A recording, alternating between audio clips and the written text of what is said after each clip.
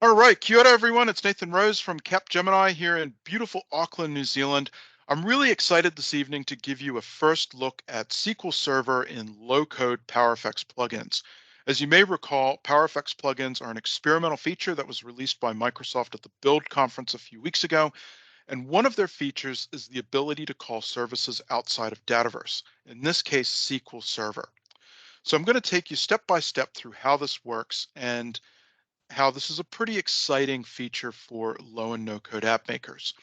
Now, there's a few prerequisites that you're going to need in order to get this to work. So firstly, you're going to need the Dataverse Accelerator app installed into a dev or trial environment. Remember, this is an experimental feature, so you really don't want to use it outside of dev or trial environments as it may change substantially without prior notice. So you'll need the Dataverse Accelerator app. You're also going to need an Azure SQL environment to create a table and some stored procedures. And then lastly, you'll want to come up with some business scenarios that you can use to create some demos with this.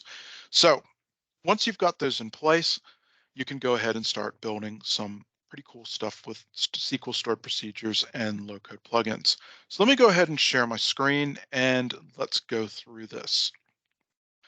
So let's start first in SQL.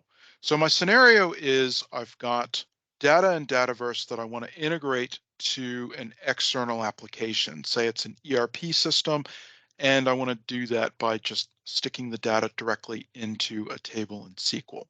So I've created a table here in SQL with just a few columns in it that I'm going to set via Dataverse. And then I've created a stored procedure that's going to be called by the plugin. Now, I just want to take a quick second to give a shout out to my colleague, Clive Aldridge, who took me through how to get SQL set up and create stored procedures. Really appreciate the assist, mate. The demo would not have happened without your help. So thank you.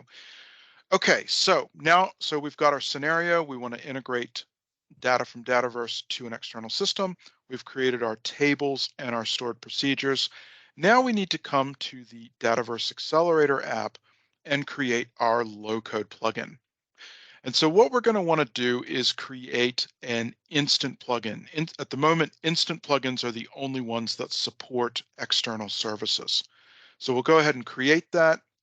Now you'll notice here in the upper right-hand corner, I can select the solution that I want this to drop into. That's a really slick feature from the team that created this app. So we want to put this in our PowerFX Fund solution. Let's give this a demo, give this a name. So let's just call this YouTube demo and description. And then we're going to click here on advanced options. This is where we launch the wizard to connect to SQL Server. And we'll select a connection. You'll notice that if you work with Power Automate and external connections in Power Apps, this should look very familiar.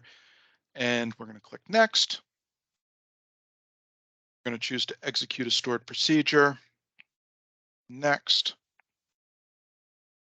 And we've got our servers. In this case, they're both default, and we're going to choose our stored procedure. And so it's this plugin audit row.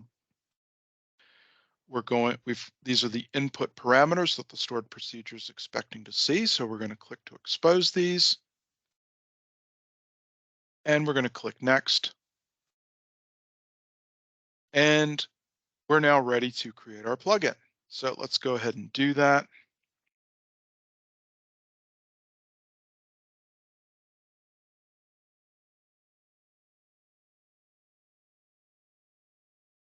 And we've now created our plugin. So let's come here to the plugin edit screen. You can see we've got our input parameters. This is what's going to be passed from Dataverse when we configure it in either our Canvas app or custom page, and then the main PowerFX expression. Now, when I come here, you'll notice that this is read only. At the moment, all it can do is call the stored procedure. So I can't put any conditional logic or anything like that around it. So any logic, any processing, any conditions need to be handled within the stored procedure. You can't do that within PowerFX. Okay, so once I've done that, I'm going to come back here to my list of plugins, and the one that and when I go to to add this into my Canvas app or custom page, there's this copy code snippet. This is a really slick feature. I'll just pop up my notepad here, and this gives me the exact PowerFX expression that I need. And all I have to do is come and set these values with the this item dot column name.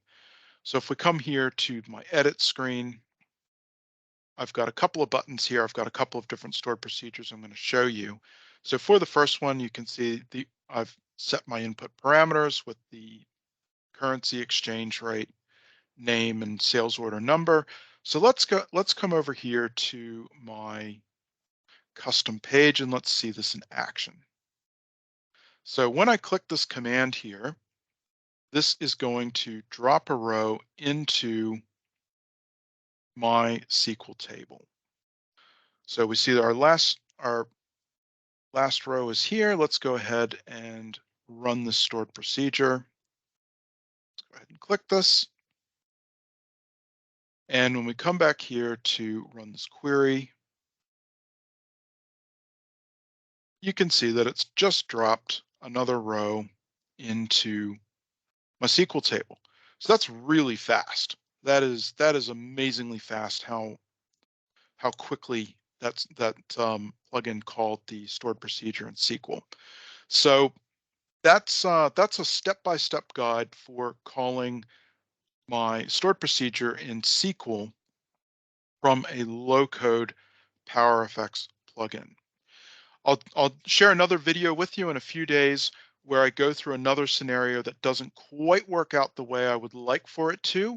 But again, this is still a very powerful feature, and I'm pretty excited about what it can do. So I hope this was helpful.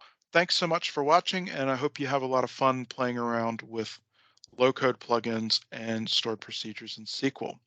Thanks for watching.